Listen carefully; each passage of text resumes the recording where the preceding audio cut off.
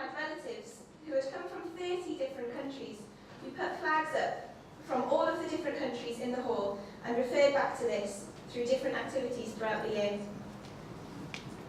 I'm now going to hand over to Glenn Young from Henlow Middle School in central Bedfordshire. He'll be speaking to you about the barriers that they have faced within his school and the measures that they have taken to overcome them.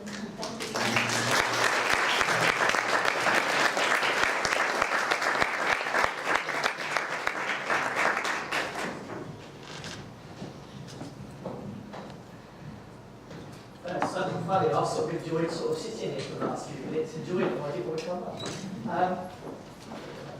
The first thing I wanted to say was that it was great to hear London College children talking about Atta, who one of the guys. It shows something about our school that they thought he was Australian, so we learned a great deal there. These are our children. We are a middle school, so our children are years 5 to 8. This is Lutheran Paul, hiding in the middle of our horrible year 8s. They were lucky to get out of there, that's what I said. Our school, so we are a middle school. We have 560 pupils. We're 95% white British. They come from a very rural, affluent area. And the final thing I want to say is that I think every school would say they're a caring, they're a nurturing school.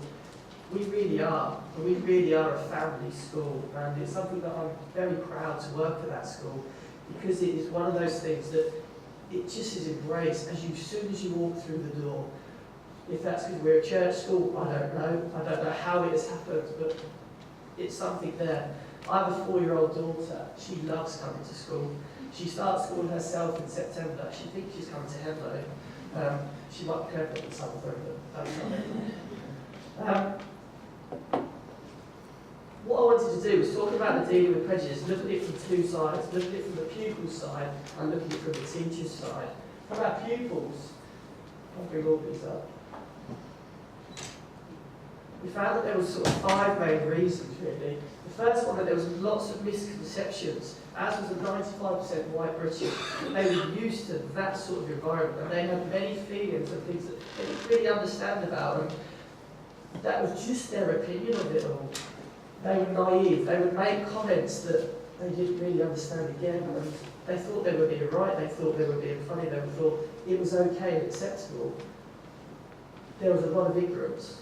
Now our pupils are above average academically. They're good kids, but they didn't slightly get on with it. The fourth one is really important. It's the parents' beliefs. It's something that when they go back to it, they always went back and listened and understood and were heavily influenced. I'm going to talk about a child in a minute. The final one, which is the most important thing, and something I'll talk about impact, was that they had no previous opportunity to discuss or to talk about any of the issues or any of the thoughts, any of the misconceptions, any of that. They hadn't had that opportunity.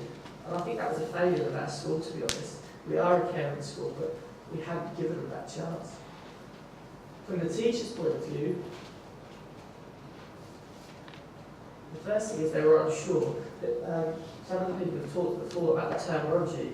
One of the first things they all said was, well, we don't really understand what words are acceptable, what words to use. They were just being honest. They were unsure about it. All teachers, that second point, all teachers want to do the right thing. I'd say that in every lesson, in everything that they incur, they want to do the right thing. And that was generally true, and we firmly believe that. They definitely all felt more confident in dealing with other issues. Anti-bullying, we're a very strong school to do with anti-bullying. They would happily deal with that. A child was not doing their homework, they feel comfortable dealing with that. These were issues that they felt they'd been trained in and that they dealt with on a day-to-day basis. Something that dealing with a racist incident, they weren't so sure about. The final one, what is a racist incident? It was interesting, the last one was from the Stephen Lawrence inquiry. That definition for our staff was a huge learning curve. For them, it made it a massive step forward into knowing what to deal with. Harry, we'll talk about Harry. Now, Harry, he is an Arsenal fan, I have to say that, being an Arsenal fan myself, and I'm very pleased to have an Arsenal poster from at the back.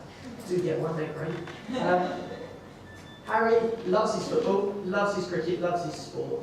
This was him only a few weeks ago, looking really happy to be in school, as you can see. Harry made some few racist comments. We had a child who's from Czechoslovakia, and he made a comment about wanting him to go home.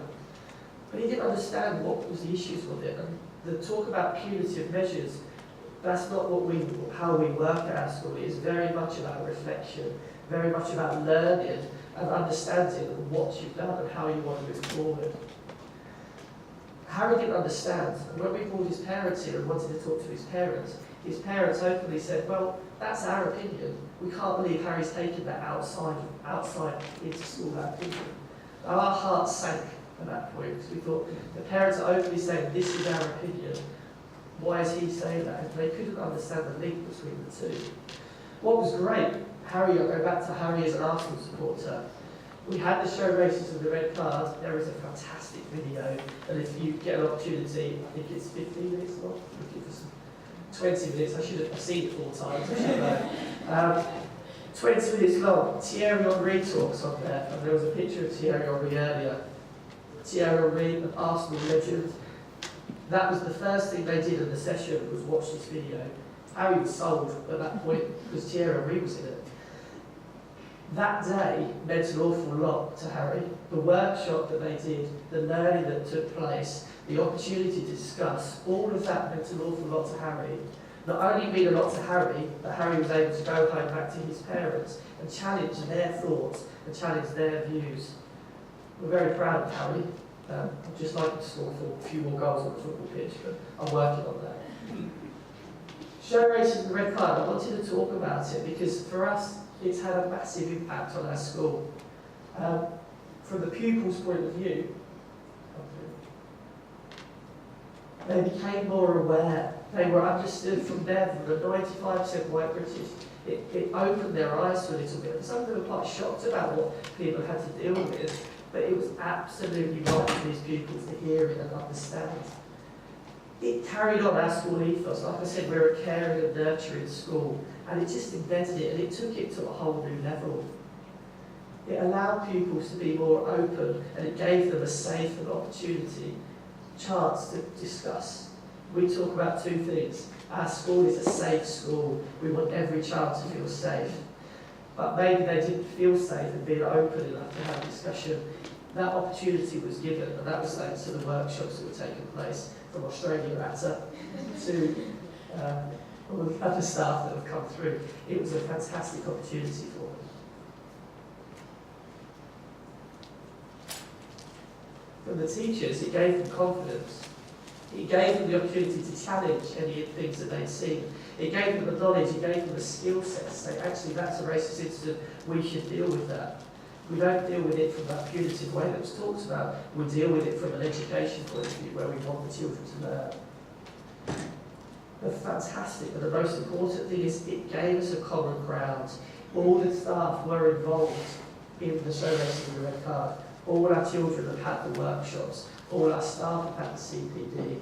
It gave us a common ground for discussion so that if there was a racist incident, we could look back to those days, talk about them, talk about what they learned from that, and talk about what they should have learned from that, and how we can make a change in the future. That was one of the most powerful things. I'm hoping they'll come back for next year. The school, the dinner ladies did like them very much. They love Luther coming in. I was going to put a picture up of one of our TAs hugging Luther.